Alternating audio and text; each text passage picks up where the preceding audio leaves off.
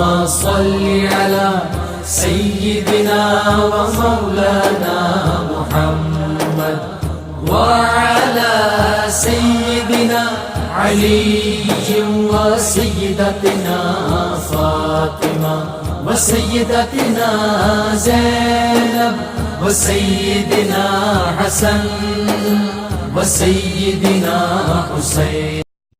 اعوذ باللہ من الشیطان الرجیم. بسم اللہ الرحمن الرحیم.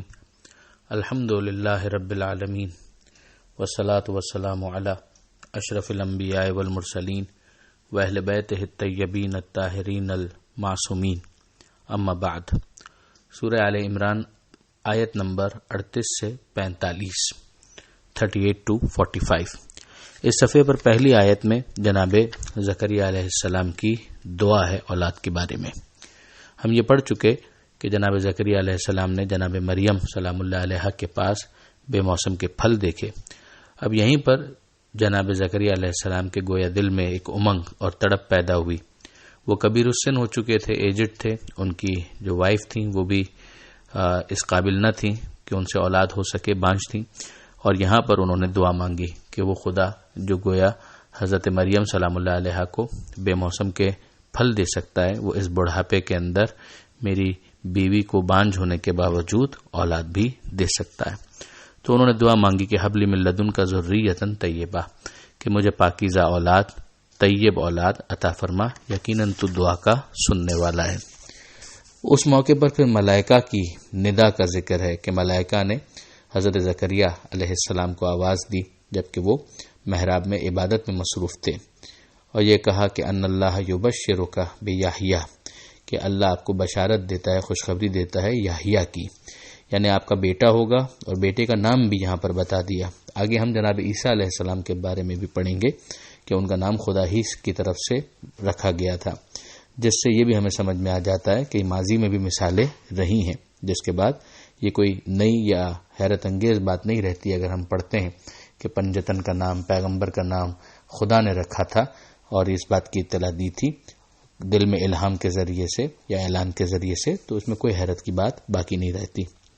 یہاں پر پروردگار عالم کی طرف سے ملائکہ نے فرمایا کہ اللہ آپ کو بشارت دیتا ہے یحییٰ کی، جو تصدیق کرنے والے ہیں اللہ کے کلمے کی.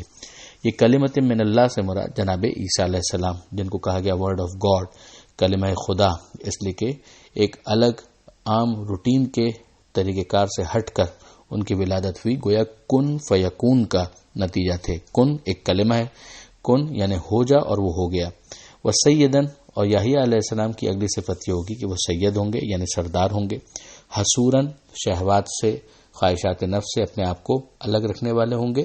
اور ایک اس کا مطلب یہ بھی کہا گیا کہ وہ شادی نہیں کریں گے. یہ ایکسیپشنز ہیں جناب یحییٰ اور جناب عیسیٰ علیہ السلام کی، جنہوں نے شادیاں نہیں کی، باقی انبیاء نے شادیاں کی. اور ظاہر ہے کہ یہ اس زمانے کے اندر ایک محدود رول بن سکتا ہے کسی نبی کا، مگر اوور آل ہم دیکھتے ہیں تمام انبیاء نے اپنی فیملی لائف گزاری ہے.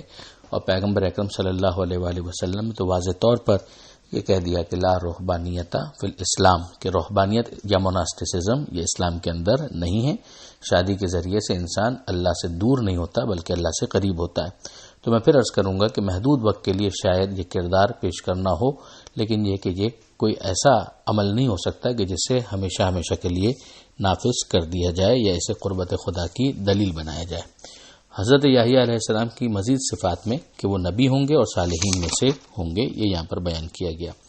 جناب زکریا علیہ السلام اس بشارت کو سننے کے بعد پھر سوال کرتے ہیں کہ اے پروردگار، میرے ہاں اولاد کیسے ہوگی، لڑکا کیسے ہوگا، جبکہ میں خود بوڑھا ہو چکا ہوں اور میری جو وائف ہیں، بیوی ہیں، وہ بھی بانجھ ہیں. فرمایا کہ اسی طرح سے اللہ کرے گا، جو چاہتا ہے وہ اللہ انجام دیتا ہے. یہ معجزہ ظاہر ہوگا اسباب طبعی کے عنوان سے نہیں، بلکہ ایک عام out of the box, out of the way جا کر یہ چیز ظاہر ہونے والی ہے. تو اب جناب زکریا علیہ السلام نے ایک نشانی کا مطالبہ کیا، دعا مانگی کہ اے پروردگار کوئی نشانی میرے لیے قرار دے جس سے یہ پتہ چل سکے گویا کہ بچہ جو ہے وہ کنسیو ہو چکا ہے، حمل ٹھہر چکا ہے. تو اس وقت پروردگار نے فرمایا کہ آیتوں کا اللہ تکلم الناس ثلاثۃ ایام الا رمزا، کہ نشانی یہ ہے کہ آپ 3 دن تک گفتگو نہیں کریں گے، لوگوں سے بات نہیں کریں گے سوائے اشاروں میں، یعنی لوگوں سے اگر بات کرنا چاہیں گے تو زبان ساتھ نہیں دے گی. ہاں اس وقت کیا کریں گے؟ وَاذْكُرْ رَبَّكَ کثیرا، اپنے رب کا ذکر کریں کثرت کے ساتھ، اور شام و سحر اپنے رب کی تسبیح کریں، اس کے بے عیب ہونے کو بیان کریں. بہت خوبصورت تفسیر بعض مفسرین کی طرف سے ہیں کہ اس وقت پھر یہ ہوا کہ جب کنسیو ہو گئی بی بی اور جناب زکریا سلام اللہ علیہ کی وائف جو ہیں وہ پریگننٹ ہو گئیں، تو پھر 3 دن تک یہ کیفیت رہی کہ جناب زکریا اگر کسی سے بات کرنا چاہتے تو زبان ساتھ نہ دیتی اور وہ اشاروں ہی سے اپنا محفظ ضمیر بیان کرتے. ہاں لیکن جیسے ہی ذکر خدا یا تسبیح پروردگار کرنا چاہتے تو زبان کھل جاتی. یہ خود معجزے کے اوپر ایک دلیل بنتی ہے کہ یہ بھی ایک آؤٹ آف دا وے ایک معاملہ تھا. اب یہاں سے ہم فوراً دیکھتے ہیں کہ جناب مریم کا ذکر شروع ہو جاتا ہے اور ان کے شرف اور ان کا جو مقام ہے وہ بیان ہوتا ہے، اور ساتھ ہی ساتھ جناب عیسیٰ علیہ السلام کی ولادت کے حوالے سے بھی آگے بحث بڑھتی ہے. وہ وقت یاد کرو جب ملائکہ نے کہا یا مریم، اے مریم، اللہ نے آپ کو چن لیا ہے اور آپ کو طہارت عطا کی ہے، طاہر رکھا ہے، پاکیزہ رکھا ہے، اور آپ کو عالمین کی عورتوں میں چن لیا ہے.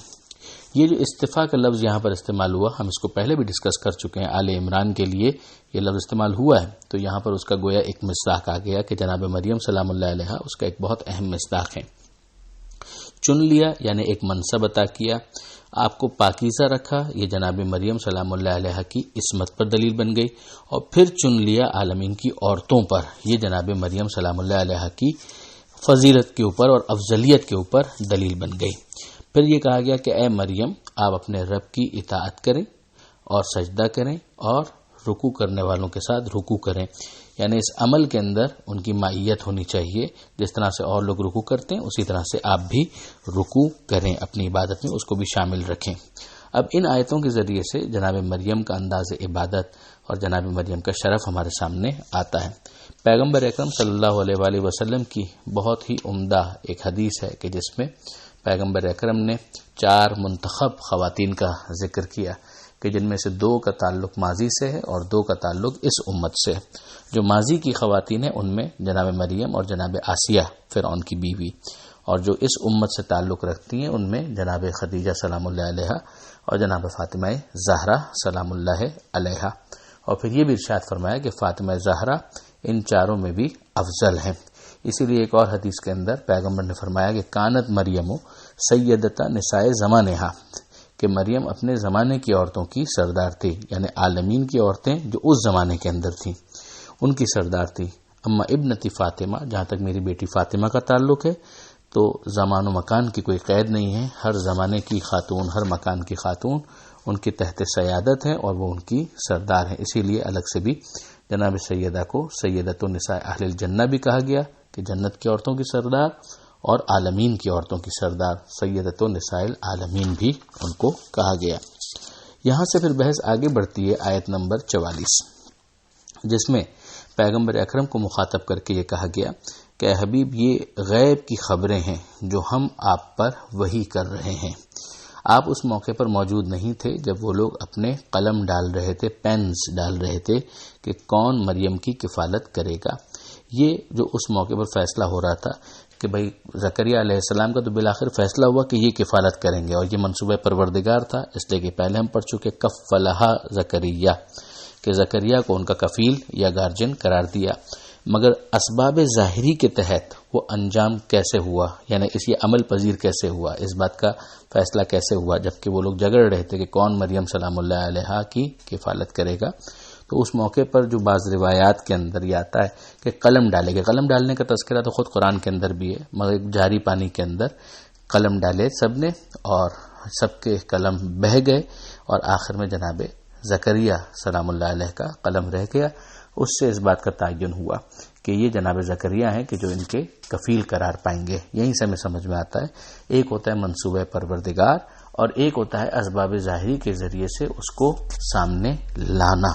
یہ بعد میں بھی بہت ساری چیزوں کے اندر ہمارے لیے کام آئے گا اگر ہم تاریخ کے بہت سے ایسے واقعات کو دیکھتے ہیں کہ جس میں اسباب خبر پیشن گوئی کی جاتی ہے کہ ایسا ہوگا، مگر پھر وہ چیز اسباب ظاہری کے تحت کس طرح سے سامنے آتی ہے اس کا ایک انالیسس دوسرا رخ اختیار کر لیتا ہے۔ پھر اس کے علاوہ ہمیں یہ بھی سمجھ میں آیا کہ یہاں پر جو یہ کہا گیا کہ یہ وحی ہے جو ہم آپ پر نازل کر رہے ہیں، تو یہ پیغمبر اکرم پر وحی ہے، یعنی پیغمبر اکرم کا سورس نہ انجیل ہے نہ توریت، کہ جس کو اس زمانے کے اندر عیسائی علماء اور یہودی علماء اس طرح سے اپنے پاس رکھتے تھے کہ عوام کو تو ایکسیس ہی نہیں ہوتی تھی، اور اسی طرح سے کوئی اور سورس بھی نہیں تھا۔ تو یہ پیغمبر اکرم کا جو سورس ہے یہ پروردگار عالم ہے، کہ خدا ہے معلم، کہ جو اپنے حبیب کو یہ تمام تر چیزیں جو غیب سے متعلق ہیں ان کو علم دیتا ہے اور ان کو وحی کے ذریعے سے متوجہ کرتا ہے۔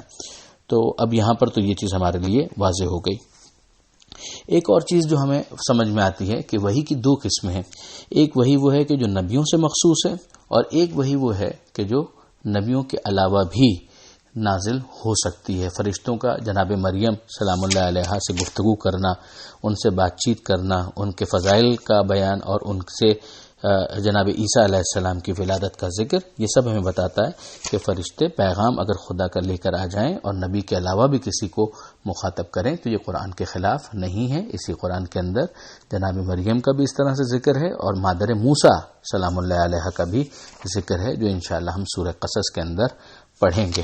اب اس کے بعد آخری آیت جو اس صفحے پر رہ جاتی ہے اس کو ہم جلدی جلدی دیکھ لیں، کہ جب ملائکہ نے کہا کہ اے مریم، اللہ آپ کو خوشخبری دیتا ہے ایک کلمے کی جو اس سے ہے، اس کے ایک کلمے کی خوشخبری دیتا ہے جس کا نام مسیح ہے، عیسیٰ ابن مریم۔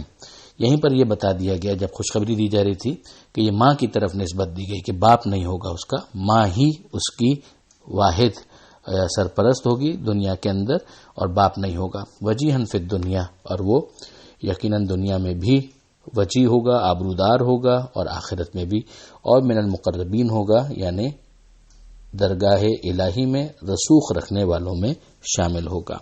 یہیں پر یہ صفحہ مکمل ہوتا ہے۔